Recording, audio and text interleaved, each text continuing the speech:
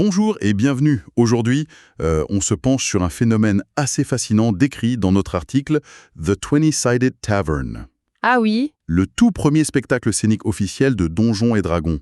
Faut imaginer, 500 personnes dans un théâtre. Mais pas juste comme spectateurs, non, comme héros d'une aventure qu'ils contrôlent, collectivement. exactement. Et c'est ça qu'on explore dans l'article. Comment cette fusion particulière entre théâtre immersif, impro et jeu de rôle à grande échelle, comment ça fonctionne. Ok, l'objectif, c'est vraiment de comprendre cette nouvelle forme de divertissement interactif, ses mécanismes, son impact. Ok, alors déballons ça. Le concept, il est simple mais assez radical. Le public est le quatrième joueur. C'est ça. Ils utilisent une technologie Gamiotics. C'est accessible via un QR code sur le smartphone. Et l'audience, elle est divisée en équipes. Force, magie, ruse. Voilà. Et ces équipes votent pour les actions des personnages sur scène. Un guerrier, un mage, un roublard. Du coup, aucune représentation n'est identique. Jamais. C'est un peu le chaos organisé. Ah oui, mais ça capture vraiment l'énergie d'une vraie partie de D&D, quoi. Sauf que là, c'est à 500. 500 personnes. Notre article souligne d'ailleurs que c'est une porte d'entrée géniale pour les novices et en même temps un clin d'œil assez spectaculaire pour les vétérans. Et comment ça tient sur scène, cette orchestration? C'est là que c'est fascinant. Il y a deux figures clés.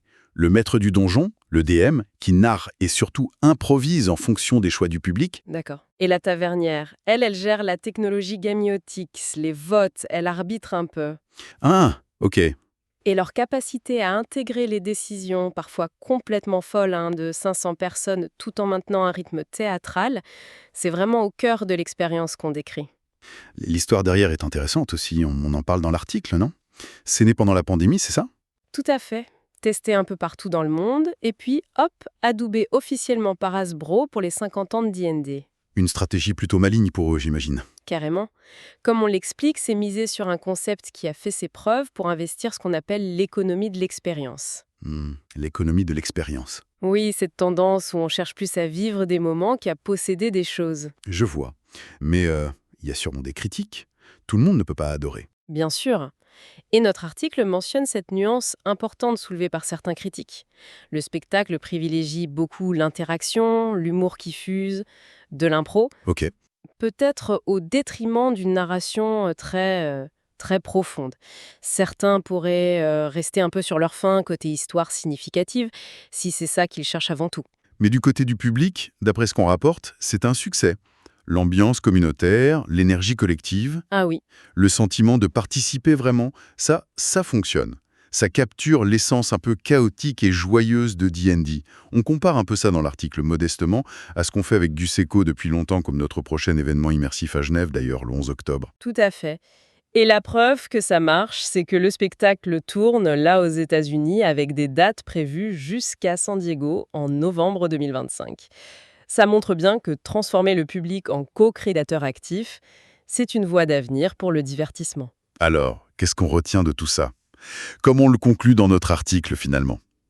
The 20-Sided Tavern montre bien que le meilleur spectacle, c'est peut-être pas celui qu'on regarde passivement, Oui. mais c'est celui auquel on participe. Activement. Ensemble. L'expérience partagée devient l'œuvre. Et ça soulève une question intéressante pour la suite, non? Si le public peut contrôler collectivement une aventure de D&D sur scène, Oui. quelles autres histoires, quels autres univers pourraient adopter ce modèle interactif à grande échelle? Quelles sont les prochaines frontières du divertissement co-créé, où cette ligne entre artiste et public devient de plus en plus floue?